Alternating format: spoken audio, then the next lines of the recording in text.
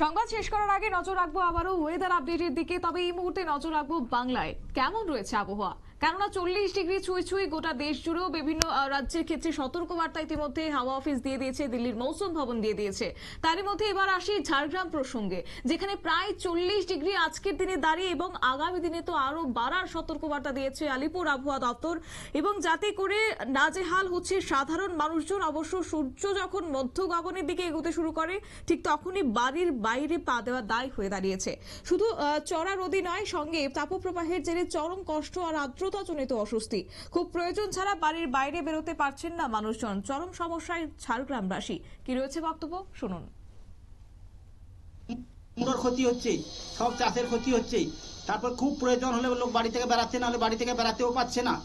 এইভাবে আমরা আছি, বৃষ্টি যতদিন না হতে এইভাবে ভোগ করব আমরা। ঝাড়গ্রামে এখন তাপমাত্রা কত? তাপমাত্রা এখন প্রায় 40 ডিগ্রির কাছাকাছি। কতটা সমস্যায় পড়তে হচ্ছে? সমস্যা প্রচুর পরিমাণ। বাড়ি যখন প্রয়োজনীয় কাজে কি বাড়ি থেকে বেরোতে পারছেন না? না, প্রয়োজন বেলা 11টার পরে বাড়িতে ঢুকে যাচ্ছে হচ্ছে।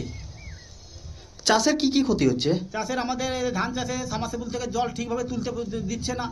তারপরে আমাদের কুমড়ো করেছি, কুমড়ো মরে যাচ্ছে। বৃষ্টি প্রায় 3-4 মাস হলো বৃষ্টি আমাদের এখানে একবারে নেই। আপনার নাম? আমার নাম কমল ঘোষ, বাড়ি আসনবনি।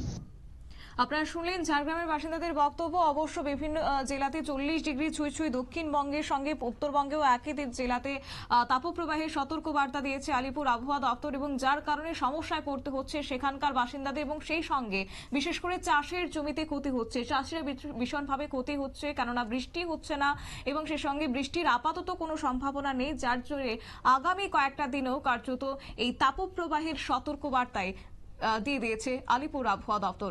সংবাদ আপাতত এই পর্যন্তই। পরবর্তী আপডেটের জন্য চোখ রাখুন শুধুমাত্র নিউজ ভ্যানগার্ডের পর্দায়। নমস্কার।